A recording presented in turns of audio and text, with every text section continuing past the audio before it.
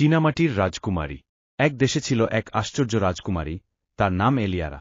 সে ছিল চীনামাটির তৈরি, কিন্তু তার শরীর ছিল এতি ভঙ্গুর যে সামান্য আঘাতেই ফেটে যাওয়ার ভয় ছিল। রাজ্যের সবাই তাকে অত্যন্ত যত্নে রাখত। এই রাজ্যে একসময় আনন্দী ছিল একমাত্র সত্য। কিন্তু একদিন এক রহস্যময় জাদুকরী এল রাজদরবারে। তার পরনে ছিল রঙিন পালকের চাদর, চোখে ছিল এক অদ্ভুত দৃষ্টি। তোমাদের সুখ বেশিদিন থাকবে না, বলে সে রাজপ্রাসাদকে অভিশাপ দিল। এই রাজ্যের সবচেয়ে মূল্যবান বস্তু চীনামাটির রাজকুমারী। সে যদি নিজের রাজ্য ছেড়ে না যায়, তবে রাজ্যের সবাই পাত্রে পরিণত হবে। রাজ্যের লোকজন আতঙ্কে পড়ে গেল। এলিয়ারাও ভয় পেয়ে গেল, কিন্তু সে বুঝতে পারল, রাজ্য বাঁচানোর একমাত্র উপায় হল তার চলে যাওয়া। সেখানে গাছের ফাঁক দিয়ে চাঁদের আলো পড়ছিল, পাখিরা গানে মগ্ন ছিল। কিন্তু সে জানত তাকে খুঁজতে হবে সেই জাদুকরীকে, যে তাকে এই অভিশাপ থেকে মুক্তি দিতে পারে। অনেক খোঁজার পর এক পাহাড়ের গুহায় সে জাদুকরীকে পেল। তুমি এখানে কেন? জাদুকরী বলল। আমি আমার রাজ্যকে রক্ষা করতে চাই, দয়া করে অভিশাপ তুলে নাও। জাদুকরী মুচকি হেসে বলল, তোমার সত্যিকারের সাহসই তোমাকে মুক্ত করতে পারে। তোমাকে 3টি কাজ সম্পন্ন করতে হবে। প্রথম কাজ, অন্ধকারের সেতু পার হওয়া। এক নদীর ওপর ছিল এক ভয়ঙ্কর ভাঙা সেতু। যদি এলিয়ারা ধীরে না চলে, তবে সে পড়ে যাবে আর তার চীনামাটির শরীর চূর্ণ হয়ে যাবে। সে সাবধানে এক পা করে চলতে লাগল। দ্বিতীয় কাজ, ছায়াদের রাজ্যে প্রবেশ। এক পরিত্যক্ত প্রাসাদে ছিল ছায়াদের রাজ্য। এলিয়ারা সেখানে গিয়ে দেখল, সেখানে শুধু ছায়ারাই কথা বলে, কিন্তু তাদের কোনো শরীর নেই। এক বৃদ্ধ ছায়া বলল, আমাদের মুক্ত করতে হলে তোমাকে তোমার হৃদয়ের আলো ব্যবহার করতে হবে। এলিয়ারা চোখ বন্ধ করল, তার হৃদয়ের ভালোবাসা অনুভব করল, আর হঠাৎ করেই তার চারপাশে আলো ছড়িয়ে পড়ল। ছায়ারা মুক্তি পেল। তৃতীয় কাজ, ভালোবাসার প্রমাণ। জাদুকরী বলল, তুমি যদি সত্যিই তোমার রাজ্যকে ভালোবাসো, তবে তুমি কি তোমার সবকিছু ত্যাগ করতে পারবে? এলিয়ারা নিঃশঙ্ক চিত্তে বলল, আমি পারি, যদি এতে আমার রাজ্য রক্ষা পায়। জাদুকরী তখন তার রঙিন চাদর খুলে ফেলে বলল, তুমি তোমার ভালোবাসা আর সাহস দিয়ে সত্যিকারের রাজকুমারী হয়েছ। অবাক হয়ে এলিয়ারা দেখল, জাদুকরী নিজেই এক রাজকুমারী, যাকে বহু বছর আগে এক অভিশাপ দেওয়া হয়েছিল। এলিয়ারার ভালোবাসার কারণে সেই অভিশাপ কেটে গেছে। এলিয়ারা যখন তার রাজ্যে ফিরে এল, তখন দেখল, রাজ্যের সবাই আবার জীবন্ত হয়ে উঠেছে। রাজ্য জুড়ে আনন্দের বন্যা বয়ে গেল। রাজা বললেন, আমরা ভুল করেছিলাম, রাজকুমারী। তোমার সাহস আমাদের চোখ খুলে দিয়েছে। এরপর এলিয়ারা আর কখনো চীনামাটির মতো ভঙ্গুর ছিল না। ভালোবাসা আর সাহস তাকে এক সত্যিকারের শক্তিশালী রাজকুমারীতে পরিণত করেছিল। গুপ্তচর, রাজকুমারী ও রহস্যময় রত্ন। সুদূর এক রাজ্যে ছিল নীলাভবীর রাজপ্রাসাদ, যেখানে রাজকন্যা অরুণিকা বাস করত। সে ছিল বুদ্ধিমতী, সাহসী এবং কৌশলী। রাজ্য জুড়ে তার সৌন্দর্য যেমন বিখ্যাত ছিল, তেমনি গোপনে আরেকটি পরিচয় ছিল, সে ছিল এক গুপ্তচর। একদিন রাজ্যে খবর এলো যে কালোরত দুর্গ থেকে এক দুষ্ট রাজা ভ্যারমন চুরি করে নিয়ে গেছে জাদুর রত্ন। এই রত্নের শক্তি ছিল অপার। এটি যে রাজ্যে থাকবে, সেখানে সমৃদ্ধি আসবে।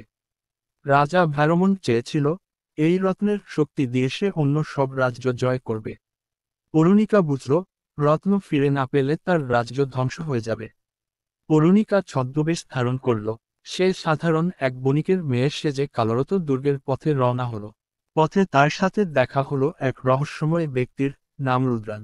তুমি এখানে কি করছো? রুদ্রান জানতে চাইল। আমি এক সাধারণ মেয়ে, রাজ্যের দিকে যাচ্ছি। কিন্তু রুদ্রান জানত, সে সাধারণ মেয়ে নয়। সে বুঝতে পারল, অরুণিকা একজন গুপ্তচর। অরুণিকা রুদ্রান দুর্গে প্রবেশের উপায় খুঁজতে থাকল। তারা জানতে পারল, ভ্যারমন তার সেনাদের দিয়ে দুর্গ পাহারা দিচ্ছে। অরুণিকা ছদ্মবেশে দুর্গে ঢুকে পড়ল এবং রাজকীয় ভোজসভায় অংশ নিল। সেখানে সে রাজা ভ্যারমন্ডের পরিকল্পনা শুনতে পেল।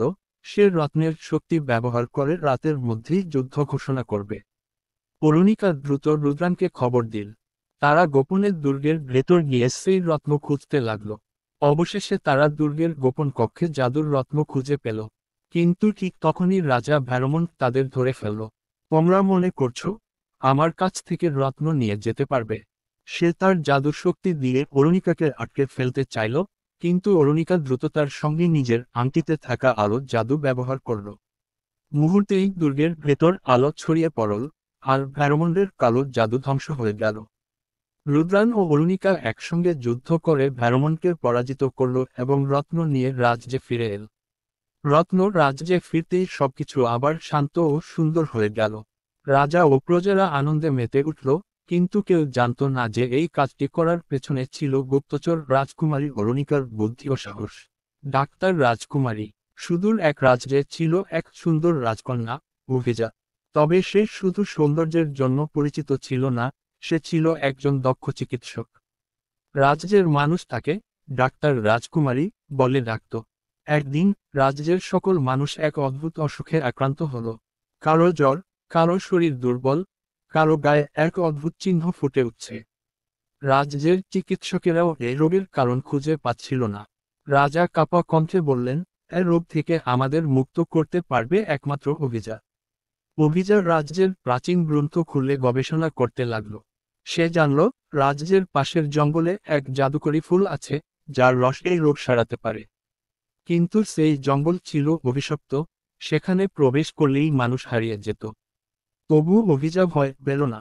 সে তার জাদুর রাজদণ্ড হাতে নিয়ে অভিযানে বের হলো। জঙ্গলে ঢুকতেই সে দেখল, চারপাশ অন্ধকার হয়ে আসছে, অদ্ভুত আওয়াজ শোনা যাচ্ছে। হঠাৎ এক বিশাল ছায়ামূর্তি তার সামনে এসে দাঁড়ালো। তুমি এখানে কি খুঁজছ? ছায়ামূর্তিটি গম্ভীর কণ্ঠে বলল, আমি রাজ্যের মানুষের জীবন বাঁচাতে এসেছি। দয়া করে আমাকে যেতে দাও। ছায়ামূর্তি হেসে বলল, তুমি যদি সত্যি সাহসী হও, তবে এই ধাঁধার উত্তর দাও। ধাঁধাটি ছিল, যা দেওয়া হলে ছোট হয়, আর নেওয়া হলে বড় হয়। তা কি? অভিজা একটু ভেবে উত্তর দিল, শ্বাস। কারণ বাতাস ছাড়লে তা কমে যায়, আর টানলে বেড়ে যায়। ছায়ামূর্তি খুশি হয়ে পথ ছেড়ে দিল। অভিজা দ্রুত নীলরশ্মি ফুল সংগ্রহ করল এবং রাজ্যে ফিরে এল। সে ফুলের রস থেকে একটি ওষুধ তৈরি করল এবং তার রাজ্যের সকল মানুষকে খাইয়ে দিল। অবাক করার মতো ঘটনা ঘটল। ধীরে ধীরে সবাই সুস্থ হয়ে উঠল, রাজ্য আবার আনন্দে ভরে উঠল।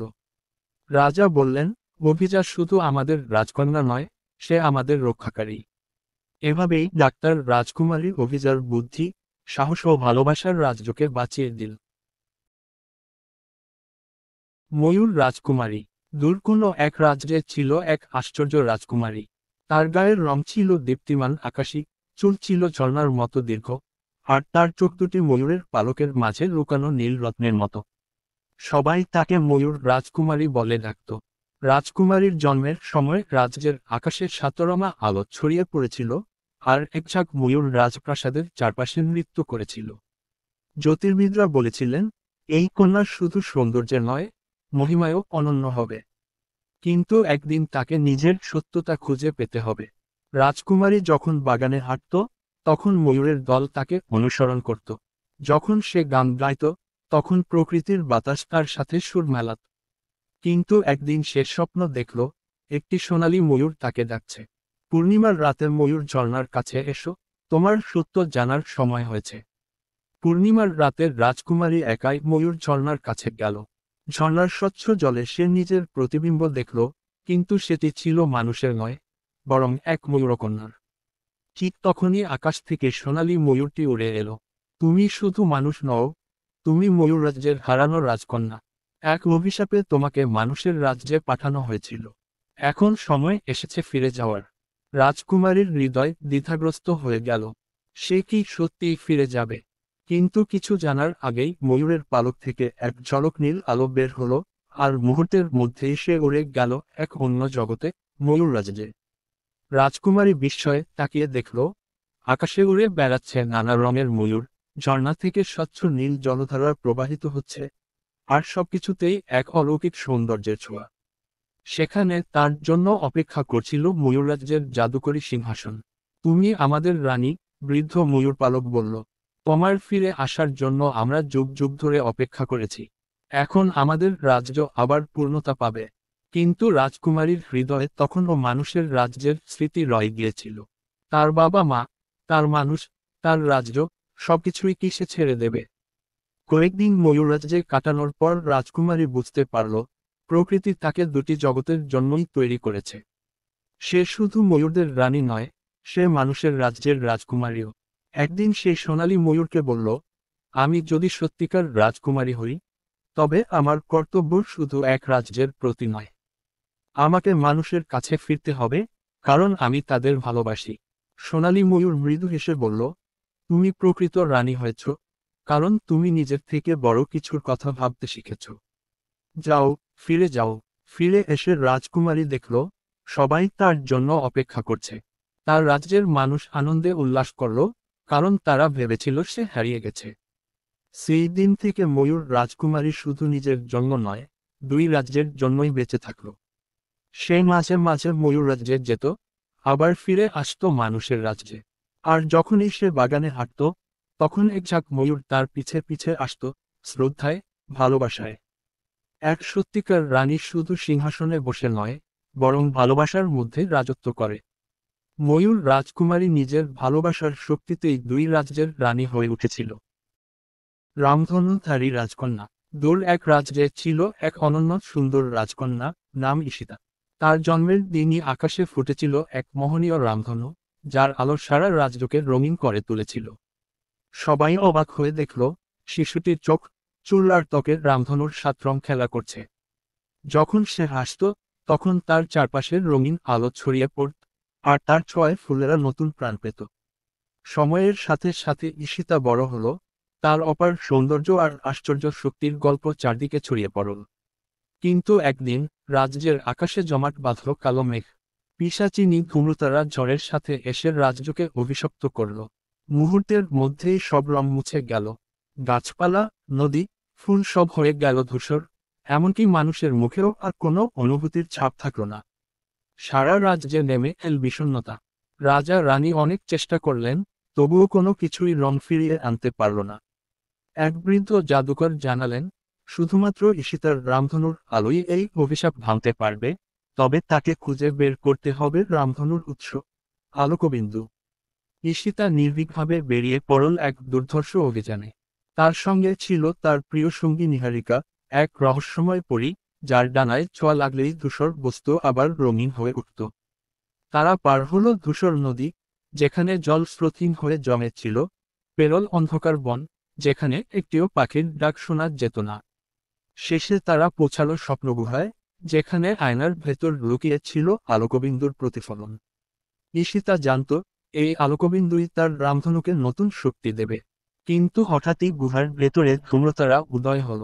সে বলল, রাজকন্যা, তোমার আলো যতই উজ্জ্বল হোক, আমার অভিশাপের সামনে সেটাও নিভে যাবে। ঈশিতা ভয় পেল না। সে চোখ বন্ধ করল, নিজের হৃদয়ের গভীর থেকে ভালোবাসা, সাহস আর আশার শক্তি আহ্বান করল। হঠাৎই তার চারপাশে সৃষ্টি হলো এক উজ্জ্বল রামধনু বলয়।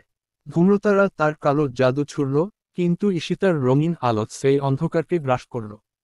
গুহা আলোকিত হয়ে উঠল, আর আয়নার মধ্য থেকে আলোকবিন্দু সরাসরি ঈশিতার হাতে চলে এল। ঈশিতার রাজ্যে ফিরে এসে আকাশের দিকে তাকিয়ে বলল, আমি আলো ফিরিয়ে আনব।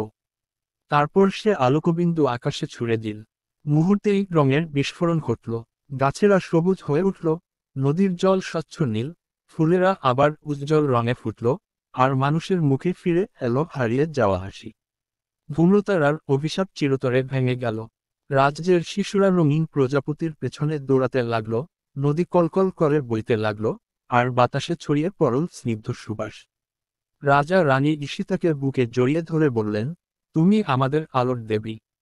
সেই দিন থেকে ঈশিতা শুধু রাজ্যের নয়, সারা দুনিয়ার জন্য এক নতুন বার্তা ছড়িয়ে দিল, আলো, ভালোবাসা আর সাহসের শক্তি সবচেয়ে বড়, যা কোনো অভিশাপের সামনে মাথা নত করে না। বরফের রাজকন্যা। একটি দূরবর্তী শীতল পাহাড়ের কোলে একটি ছোট গ্রাম ছিল, যেখানে বছরের পর বছর বরফ পড়ত, আর সূর্যের আলো যেন তেমন পৌঁছাত না।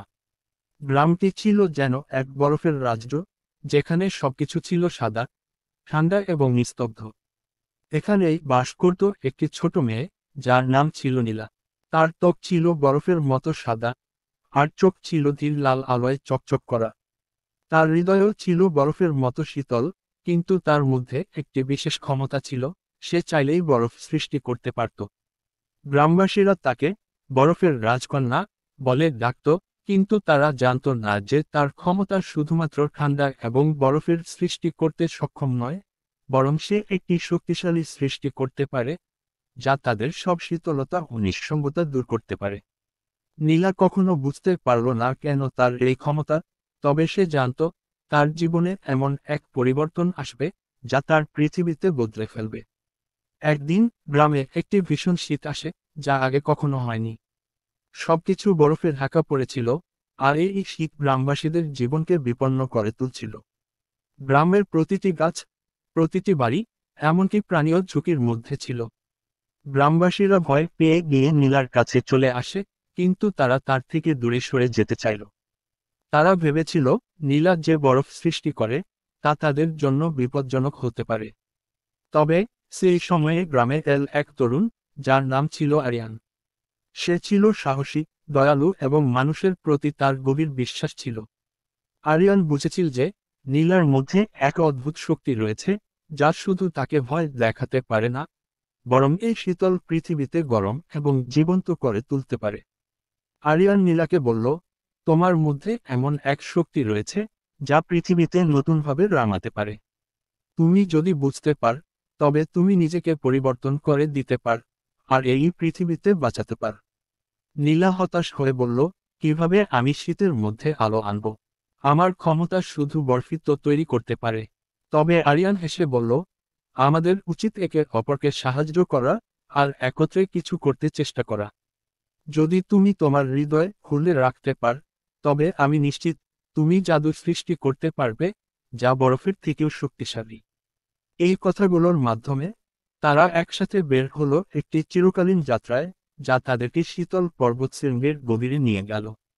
বহুদিন, বহু রাত তারা একত্রে চলল, একের পর এক কঠিন পথ পাড়ি দিল। শেষ পর্যন্ত তারা পৌঁছালো একটি জাদুকরী অগ্নি ড্রাগনের বাসভূমিতে, যা শত শত বছর ধরে ঘুমিয়েছিল। ড্রাগনটি ছিল সেই পৃথিবীর পুরানো শক্তির উৎস, যা জানত কিভাবে ঠান্ডা আর উত্তাপের মধ্যে ভারসাম্য বজায় রাখা যায়। ড্রাগনটি তাদের বলল, তোমরা যদি একসাথে কাজ করতে পার, তবে পৃথিবী ফিরে পাবে তার পুরানো উষ্ণতা। তোমাদের হৃদয়ের ভালোবাসা এবং সাহসী এই পৃথিবীতে গরম করতে পারে।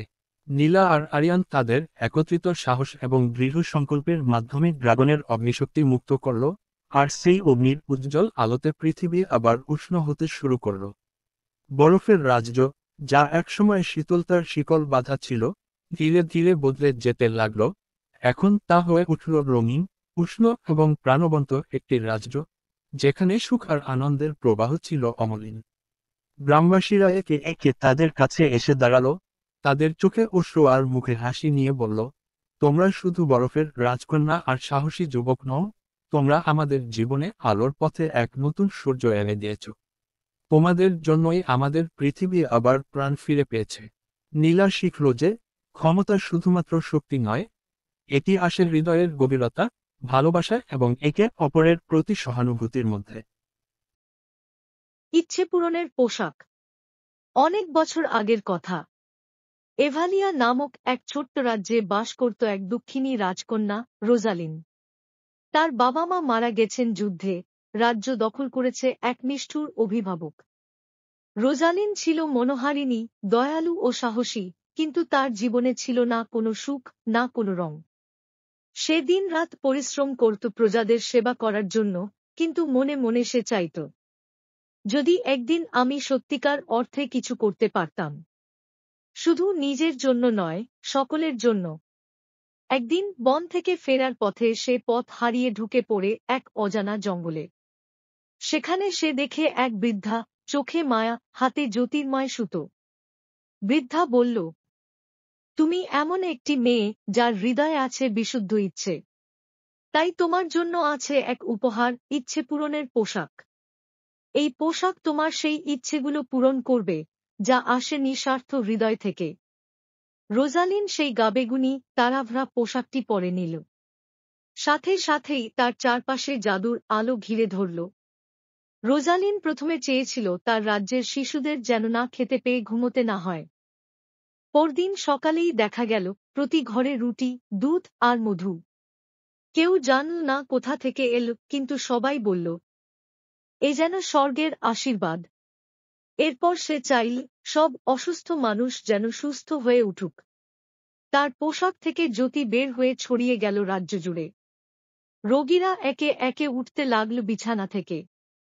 কিন্তু খবর ছড়িয়ে পড়ল, রোজালিনের কাছে এমন এক পোশাক আছে যা ইচ্ছে পূরণ করে। লোভী লোকেরা তার কাছে এসে বলতে লাগল, আমার জন্য সোনা চাও, আমাকে রাজা বানাও। রোজালিনের মন ভারী হয়ে উঠল। পোশাক কাঁপতে লাগল। কেননা এ পোশাক কেবল হৃদয়ের নিঃস্বার্থ ইচ্ছা বোঝে, স্বার্থপরতা নয়।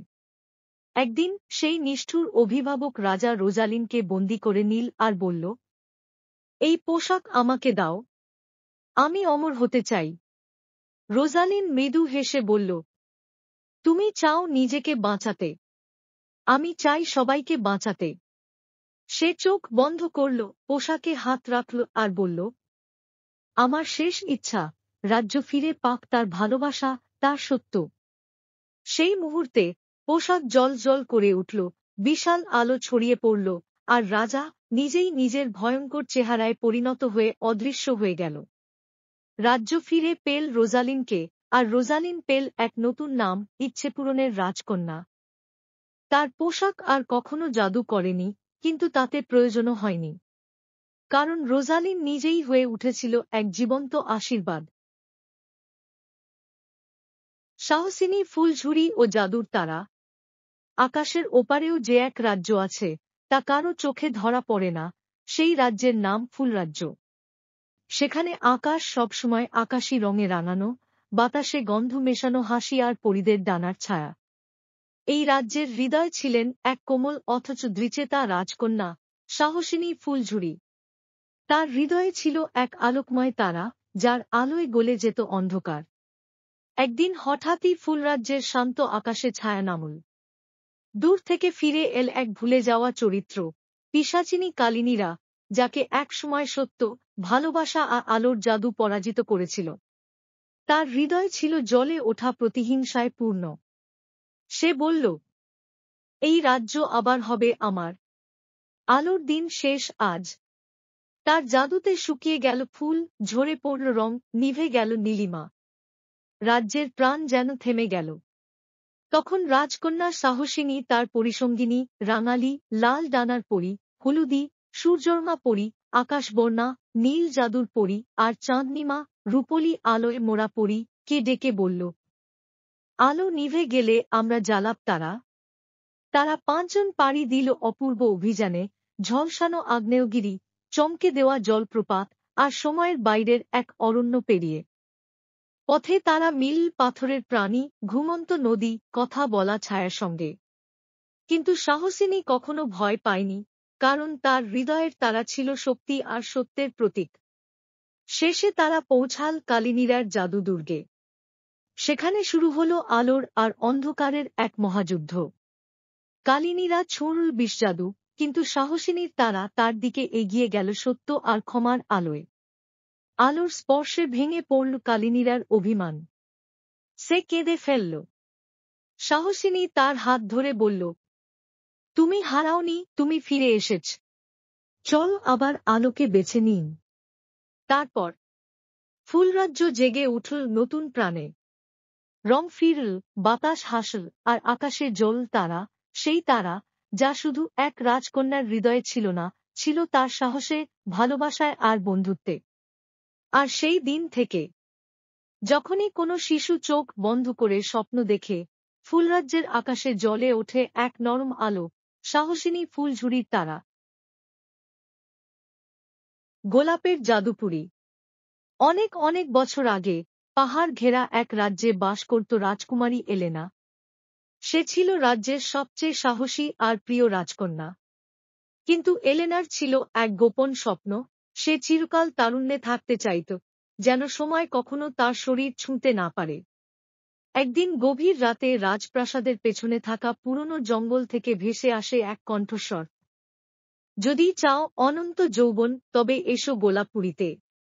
ভয়ে এলেনার গা শিউরে ওঠে, কিন্তু কৌতূহলে ভরা মন তাকে টানতে থাকে। পরদিন রাতে সে একাই পাড়ি জমায় সেই জাদুর বন পেরিয়ে গোলাপপুরী, এক রহস্যময় জগৎ, যেখানে সব ফুল কথা বলে, গাছেরা গান গায়, আর বাতাসে ভাসে সোনালি পাখি। কিন্তু এই জগতের রানী ছিলেন এক রহস্যময় জাদুকরী, যার নাম রোজান্দ্রা। রোজান্দ্রা এলেনাকে বললেন, তুমি যদি চিরযৌবন চাও, তবে এই গোলাপ হাতে নাও। কিন্তু মনে রেখো, প্রতিটি জাদুর একটা মূল্য আছে। এলেনা গোলাপটি হাতে নিতেই জাদু ছড়িয়ে পড়ে তার শরীরে, তার বয়স থেমে যায়, সময় তাকে আর ছুঁতে পারে না। প্রথম দিকে এলেনা আনন্দে ভাসে, কারণ সে দেখতে পায় সবাই বুড়িয়ে যাচ্ছে, আর সে ঠিক আগের মতোই রয়েছে।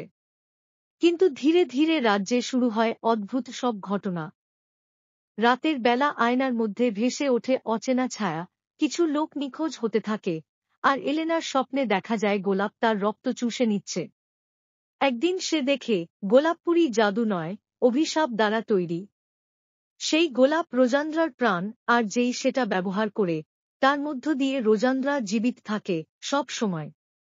সত্যি জানার পর এলেনা সিদ্ধান্ত নেয় অভিশাপের শেষ করবে।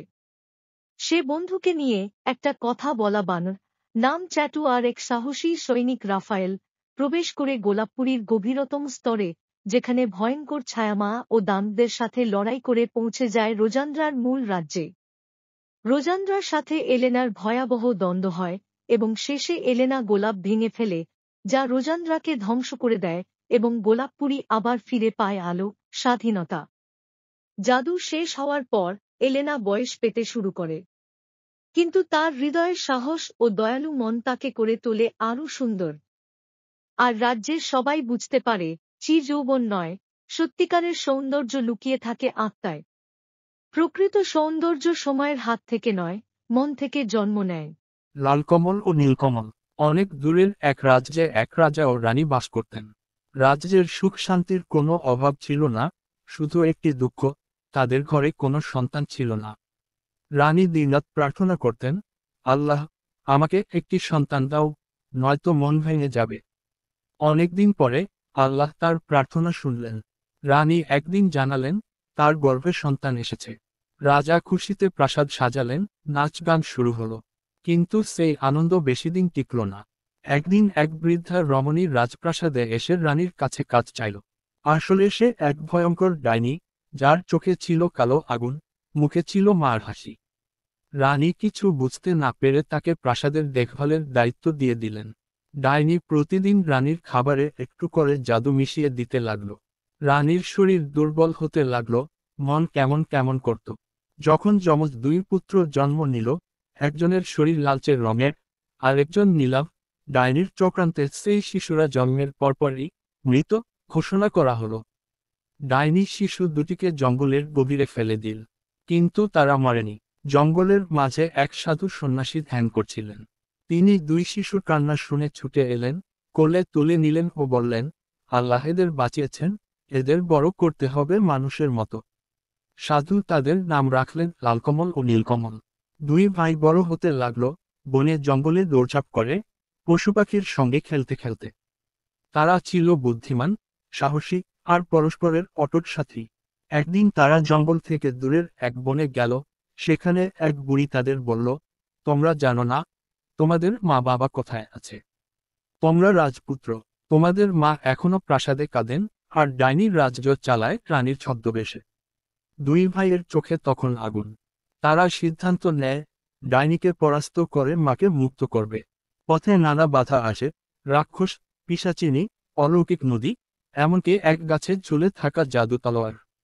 কিন্তু লালকমল বলল, ভাই, ভয় পাস না। নীলকমল বলল, তুই আছিস তো, আমি কিছুতেই হারব না। দুই ভাই সব বিপদ জয় করে পৌঁছে যায় রাজপ্রাসাদে। চতুর্থায় তারা একদিন প্রাসাদের সভায় ডাইনির মুখোশ খুলে দেয়। এক ঝলকে তার মুখ থেকে উঠে যায় মার ছায়া, বেরিয়ে পড়ে কালো রূপ, সবাই চমকে ওঠে। রানী ছুটে এসে দুই ছেলেকে জড়িয়ে ধরেন। রাজা চোখের জল সামলাতে পারেন না। সেদিন রাজ্যে উৎসব হয়, ফুল, গান, আলো আর আনন্দে ভরে যায় আকাশ। লালকমল ও নীলকমল, যারা হারিয়ে গিয়েছিল, তারা ফিরে এলো রাজ্যের গর্ব হয়ে। ভালোবাসা, সত্য আর সাহস একসঙ্গে থাকলে পৃথিবীর কোনো জাদু, কোনো ডাইনি তা থামাতে পারে না।